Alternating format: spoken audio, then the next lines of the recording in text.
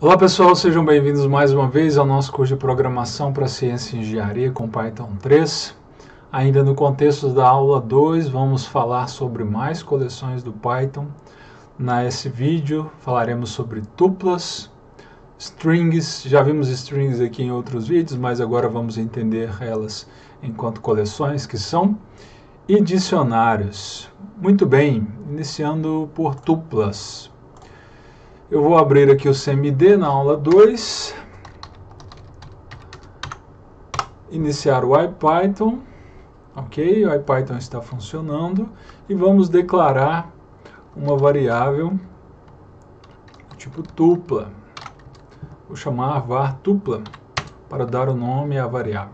As tuplas são delimitadas, diferentemente das listas, por parênteses. Então eu vou criar uma tupla que contém os elementos de 1 a 5 apenas, será suficiente para exemplificar. Veja que os elementos estão delimitados por parênteses. Ok? Então, var tupla agora contém uma tupla de 5 elementos. Utilizando a função type para mostrar o tipo dessa variável, nós vamos ver que ela é do tipo tupla, como estamos mencionando já há algum tempo. Pois bem, as tuplas elas podem ser acessadas, podem ser indexadas exatamente como as listas. Então veja só que se eu faço var tupla, abre colchete, fecha colchete 0, eu estou acessando o elemento de índice 0 nessa tupla, que vale 1. Se eu faço var tupla índice 4, eu estou acessando o elemento de índice 4 nessa tupla, ou seja, a indexação das tuplas é idêntica à indexação das listas. Isso quer dizer que o elemento 1 tem índice 0, o 2 tem índice 1, o 3 tem índice 2 e assim por diante até o elemento 5, que tem índice 4, conforme nós podemos ver aqui nesse input da linha 4. Muito bem, as tuplas também podem ser cortadas. Eu posso fazer slices das tuplas. Eu posso então gerar aqui um slice do primeiro elemento até o elemento de índice 4, né, com um intervalo superior fechado. Então eu não vou acessar esse elemento, né?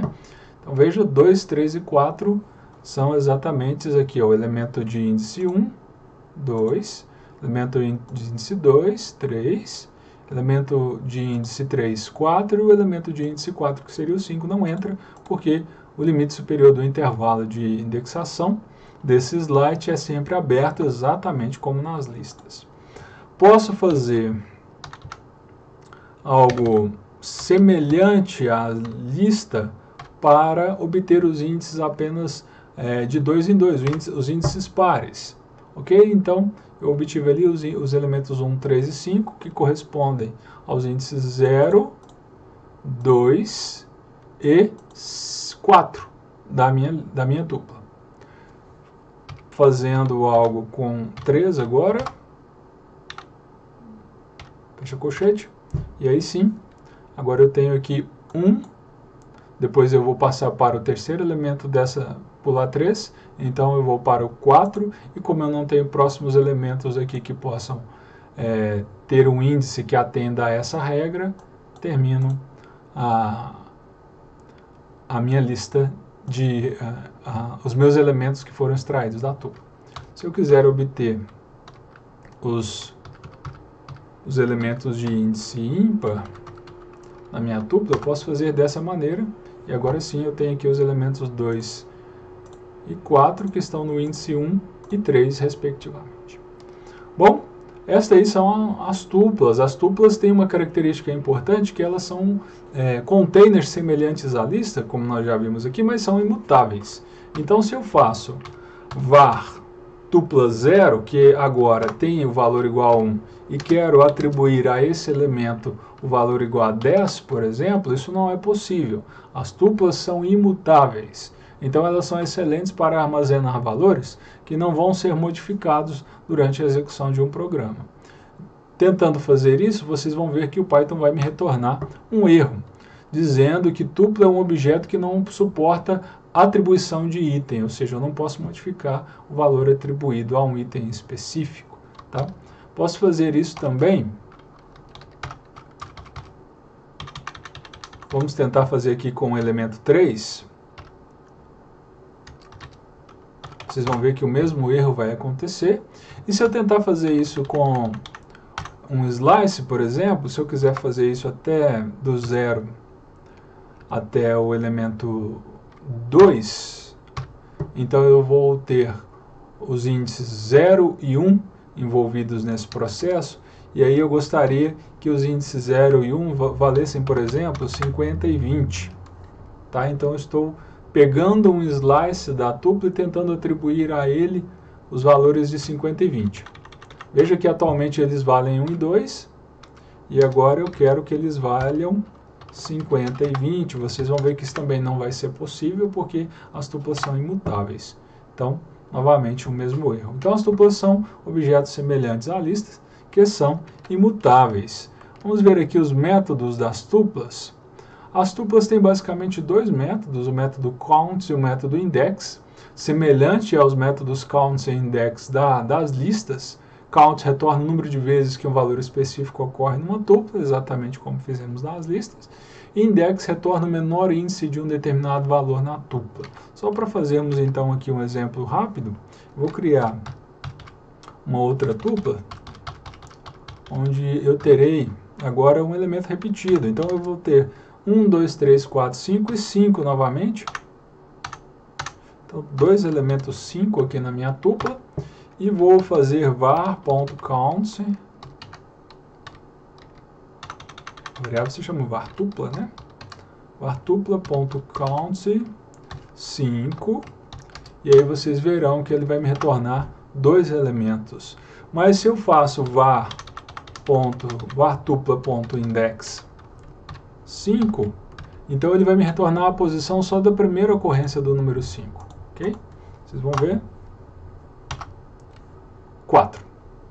Muito bem, essas são as tuplas. Se você precisar de uma coleção que armazena dados imutáveis, essa é uma excelente alternativa às listas. Mas se você precisa de dados, você precisa de uma coleção mutável, as tuplas não podem te ajudar. O próximo tipo de dado do tipo coleção que vamos ver são as strings. Nós já vimos strings, nós já vimos em outros vídeos que as strings são inicializadas ou por aspas duplas ou por aspas simples. Vou deixar um card aqui nesse momento do vídeo para você voltar até o vídeo onde nós falamos sobre inicialização de strings, tudo bem? E agora nós vamos entendê-las como coleções que são semelhantes às listas, porém mais semelhantes ainda às tuplas. Por quê? Porque enquanto as listas são coleções imutáveis, eu posso atribuir outros valores aos itens da lista ou mesmo aos slices da lista depois que eu inicializo uma variável como lista. As strings, assim como as tuplas, não suportam atribuição de item. Então, elas também são objetos imutáveis, exatamente como as tuplas. Então, se eu crio aqui uma variável chamada nome, que é inicializada com o nome Reginaldo, eu sei que o primeiro elemento dessa variável é o elemento R. Note que eu estou acessando um índice 0 da string exatamente como eu acessei os índices de listas e tuplas. Eu posso fazer isso tranquilamente porque ela é uma coleção exatamente como listas e tuplas. No entanto, uma coleção de caracteres. Se eu faço nome 0 igual a R, tentando atribuir a posição 0 ao índice 0, não o caractere R minúsculo mais o caractere R maiúsculo, de novo, eu tenho um erro semelhante àquele erro das tuplas, que diz que string é um objeto que não suporta a atribuição de item. Tudo bem? Então, strings, assim como as tuplas, são objetos do tipo coleção, mas que são imutáveis. E eu posso fazer slices das minhas strings. Então eu estou aqui inicializando um slice que vai do primeiro elemento até o terceiro elemento, por exemplo, e eu obtenho REG. é um slice que vai desse até o quinto elemento, e aí eu tenho RGIN, regime, e assim por diante. Estou criando um slice. Eu posso fazer o contrário. Eu posso iniciar no quinto elemento e ir até o final da minha string, obtendo um slice chamado Aldo. Tudo bem? Então, faço slices. Eu posso fazer também algo semelhante ao que nós estávamos fazendo para listas e tuplas, que é acessar os elementos de 2 a 2, saltando um dos índices intermediários. Então, neste caso, eu vou acessar o índice 0, o índice 2, o índice 4 e assim por diante. E aí está ainda fazendo isso, só que agora iniciando na posição 1, e aí está. Muito bem, então strings são como as demais coleções, no que diz respeito a acessar itens, no que diz respeito a acessar slices dessas coleções. No entanto, as strings são mais próximas das tuplas porque não suportam atribuição de item, ou seja, elas são imutáveis. Se eu quero modificar uma string, eu tenho que modificar todo o conteúdo que está na variável. Portanto, como eu mostrei lá anteriormente, isso aqui não é possível, mas isto é possível, porque agora eu estou reinicializando a variável com uma outra string atribuída a ela. Eu não estou modificando a string original. Ok, pessoal? Vamos ver no nosso notebook alguns métodos de strings que são muito importantes. Os métodos de strings realmente são muito importantes e nós vamos utilizá-los em alguns casos, tá? Infelizmente, por causa do número de métodos que as strings possuem, nós não vamos poder ver todos eles, mas eu vou selecionar alguns aqui e explicar as funcionalidades desses métodos, porque os métodos de strings, eles têm uma característica diferente dos métodos de dos métodos de lista, exatamente porque as listas são mutáveis e as strings são imutáveis. Então, vamos pegar, por exemplo, lembrando que eu estou aqui com uma string denominada nome, que tem Reginaldo, ok? Vamos pegar, por exemplo, o método upper, que é o último método aqui da nossa lista. Ele converte a string em maiúsculo. A palavra converte aqui tem que ser entendida da maneira correta. Veja bem, vamos utilizar esse método para a string que está na variável nome, dessa maneira. Então estou fazendo nome, ponto, que é o operador de acesso ao método, e upper, que é o método que eu estou fazendo. Note que retornou Reginaldo com todos os caracteres em letra maiúscula. Mas veja bem, não houve nenhuma modificação no conteúdo da string que está armazenado dentro da variável memória, porque strings não suportam a atribuição de itens. Strings são objetos imutáveis. Se eu faço nome, veja que o nome continua sendo exatamente como era. Ou seja, nome.upper retornou. Lembre-se do nosso vídeo sobre funções, retorno de funções. Upper é uma função que está no contexto de uma classe, por isso que é chamado de método. Então, essa função denominada upper dentro da classe str e que aqui está associada a uma string na variável nome, ela retorna uma nova string, ok? Que tem características semelhantes à string original, determinadas tanto pela string original quanto pelo que o método faz, que no caso é converter todos os caracteres em caracteres maiúsculos. Se você quer salvar o conteúdo dessa string, então, por exemplo, você pode fazer nome maiúsculo igual a nome.upper.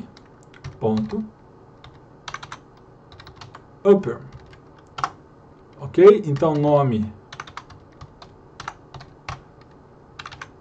continua sendo Reginaldo, exatamente como estava, e nome, underline maiúsculo, é Reginaldo maiúsculo. Se você quer que a sua string original seja modificada pelo método upper, então você precisa fazer algo desse jeito. Nome, é igual a nome.upper. E agora sim, nós estamos reatribuindo a nome o retorno do método upper aplicado ao conteúdo anterior da variável nome. Então, agora sim, nome está com caracteres todos maiúsculos. Muito bem. Um outro método importante é o método lower,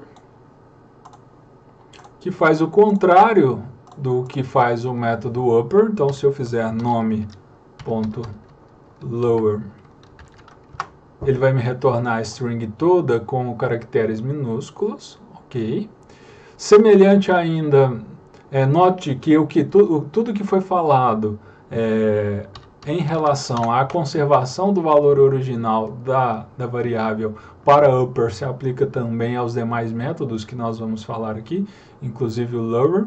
Um outro método semelhante ao lower e ao upper é o método title. Vocês vão ver ele aqui em funcionamento agora. Então eu estou fazendo aqui nome.title. E veja bem que o primeiro caractere tornou-se maiúsculo, tá? Exatamente como se escreve nomes. Perdão? Então o método title faz isso. Se o nome da minha variável, se a minha variável contivesse o nome José, deixa eu colocar meu nome mesmo, né? Todo minúsculo, Reginaldo Gonçalves, eu fizesse nome.title,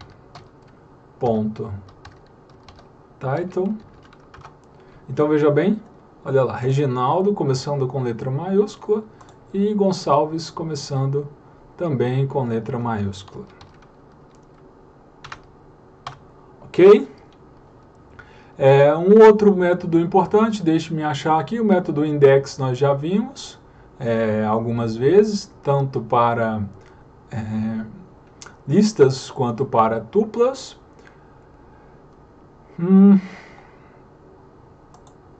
Bom, método split.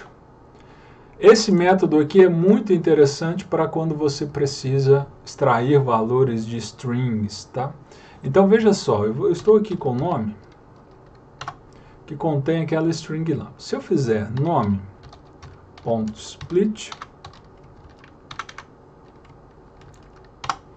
olha o que aconteceu. Ele me retornou uma lista. Vejam aqui as chaves, perdão, os colchetes, indicando que o retorno dessa função é uma lista. Eu posso até fazer aqui type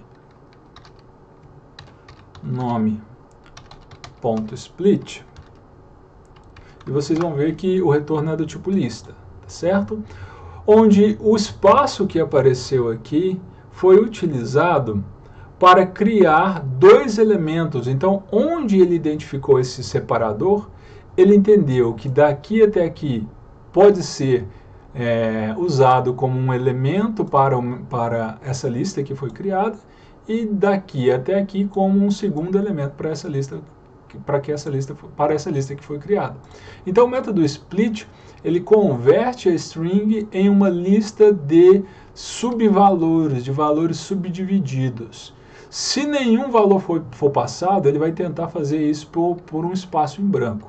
Mas se você passar um valor para ele, ele vai fazer isso pelo valor que você passou. Então, por exemplo, veja aqui o caso, se eu fizer Reginaldo, vamos pegar apenas o meu nome, escrever Reginaldo,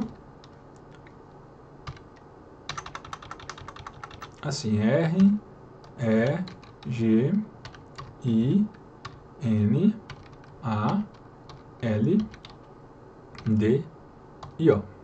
Ok? Eu acabei de criar aí uma string de caracteres que estão separados por vírgula. Inclusive as vírgulas fazem parte da string, tá bom? E quando eu faço nome.split,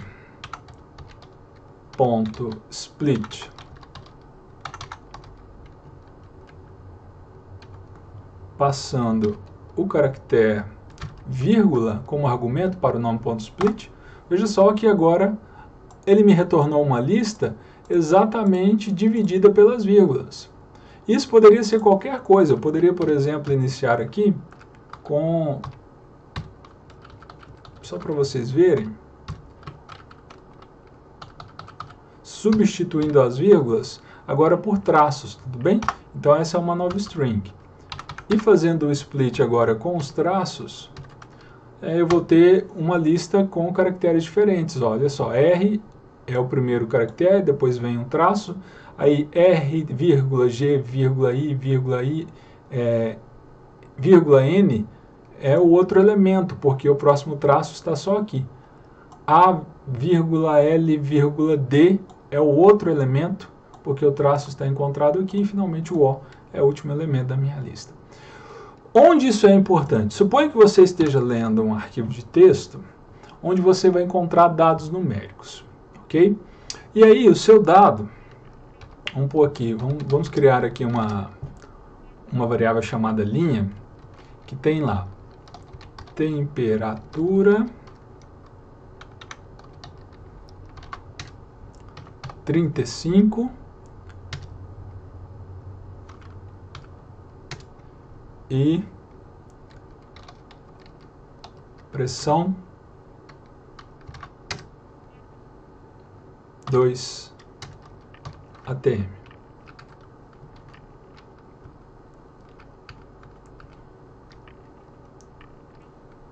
Vamos até colocar mais um pouquinho. Vamos fazer dessa maneira.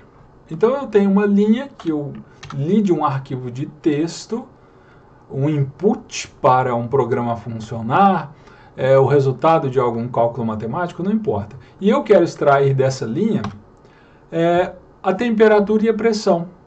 Tudo bem? Então, o que eu posso fazer nesse caso? Eu faço o seguinte, ó, dados vão receber os valores de linha, ponto split, ok? Dados, então, é uma lista. E agora, eu tenho aqui separado 35, que é a temperatura que me interessa, e 2, que é a pressão que me interessa. Então, eu posso fazer algo dessa maneira, olha.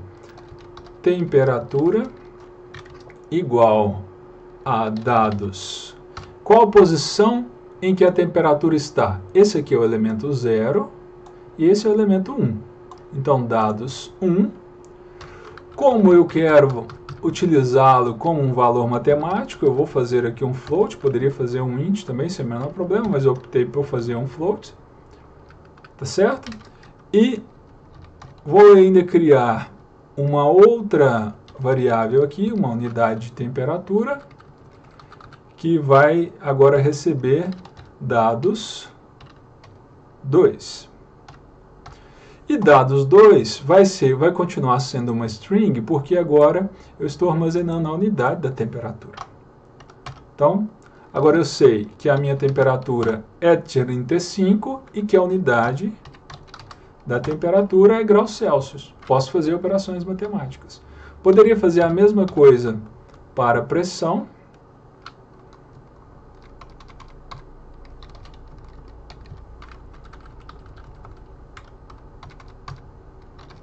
E a unidade de pressão. No entanto, agora o índice seria diferente.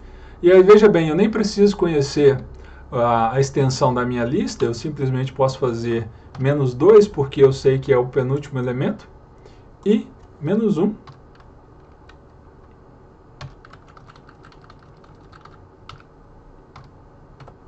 Que é o último elemento, ok?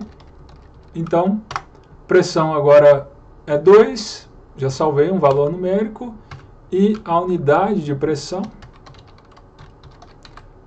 eu sei que é ATM, e agora eu extraí de uma linha que é puro texto, um valor numérico e informações de unidades de medida, para que eu possa fazer os meus cálculos. E essa aí é uma das grandes funcionalidades da função split, e nós usamos muito para fazer esse tipo de tratamento de dados, quando os dados estão fornecidos no formato de string. Ok, pessoal?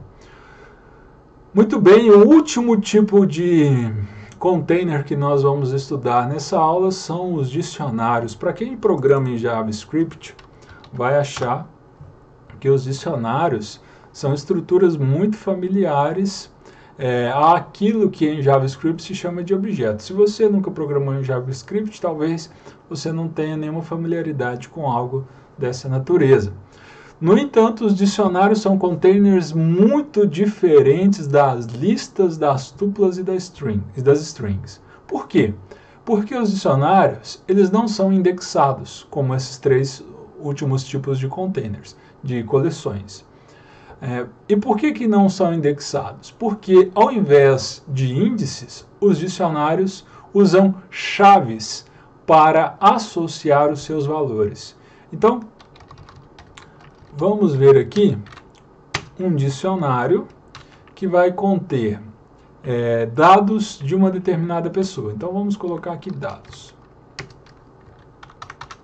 Dados pessoais.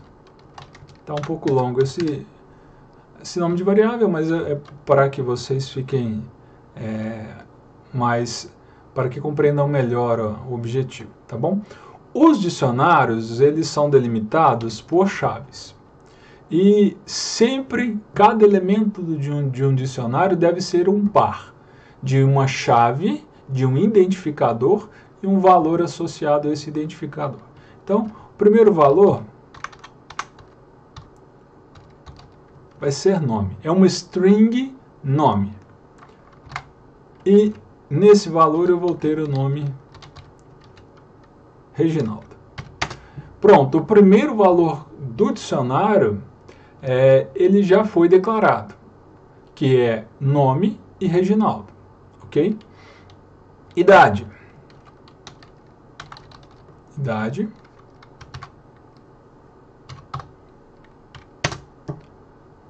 Nacionalidade.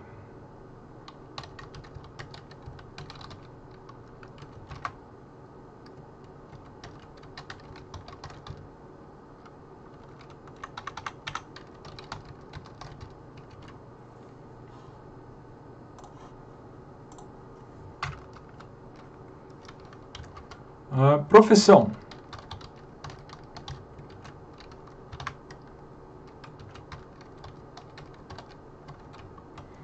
E, ok, já tenho então um dicionário com dados pessoais sobre esse indivíduo denominado Reginaldo. Se eu peço a função print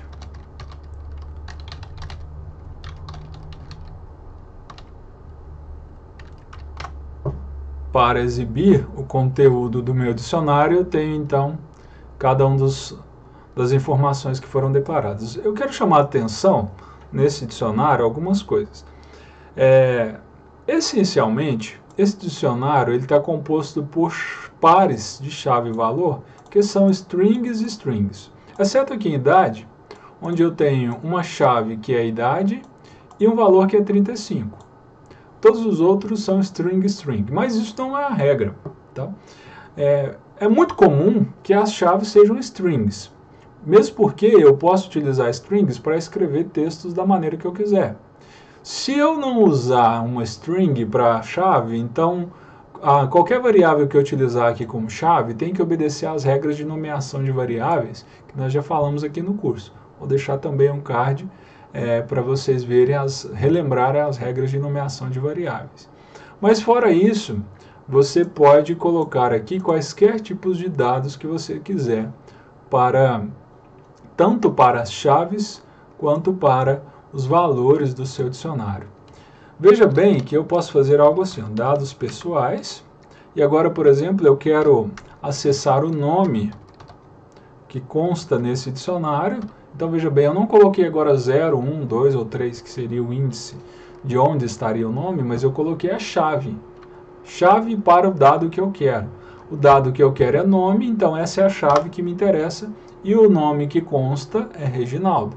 Se eu fizer a mesma coisa para a idade, 35. Se eu fizer a mesma coisa para nacionalidade, a nacionalidade é brasileiro. E se eu fizer a mesma coisa para profissão,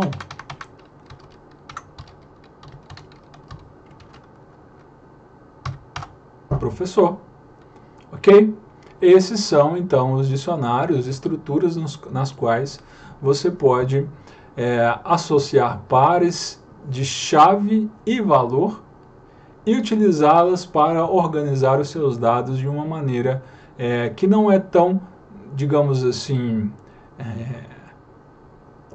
fria, já que você pode utilizar termos, você pode usar expressões, definições um pouco mais verbosas para organizar essas informações. Muito bem, vamos voltar aqui ao nosso notebook e dar uma olhada nos métodos de dicionários, porque assim como as listas e tuplas e strings, os nossos dicionários também possuem métodos. Pessoal, uma coisa importante é que os dicionários, eles não são estruturas estáticas, tá? Eles não são imutáveis. Então eu posso pegar aqui dados pessoais, nome, eu posso agora passar para João, sem o menor problema, não aconteceu nenhum erro, e dados pessoais, idade,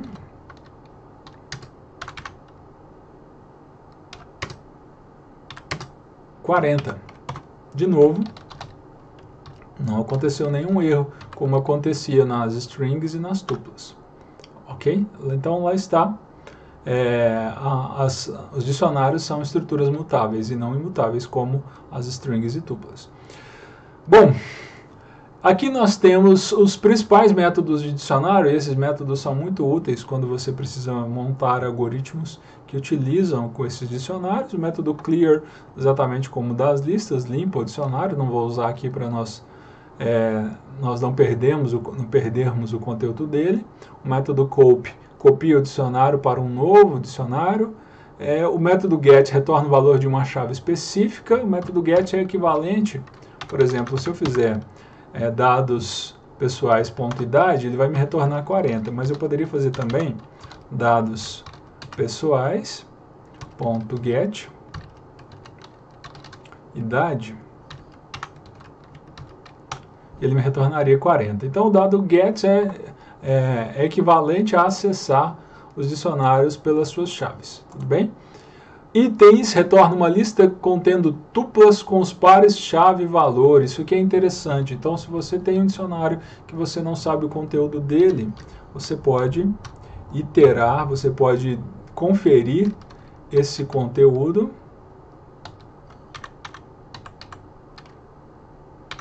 dados pessoais. Agora sim. Dessa maneira, veja bem que quando eu fiz a chamada do método dados pessoais.itens, ele me retornou um dicionário que tem, na verdade, uma coleção que tem aqui os pares presentes. Então, nome João, idade 40 e assim por diante. Então, aqui, cada um desses elementos são os pares presentes no dicionário. Eu poderia fazer algo mais ou menos assim. Para saber, por exemplo, qual que é a primeira par-chave de valor que tem no meu dicionário. Perdão. Para fazer isso eu preciso fazer um casting. Deixa eu limpar aqui.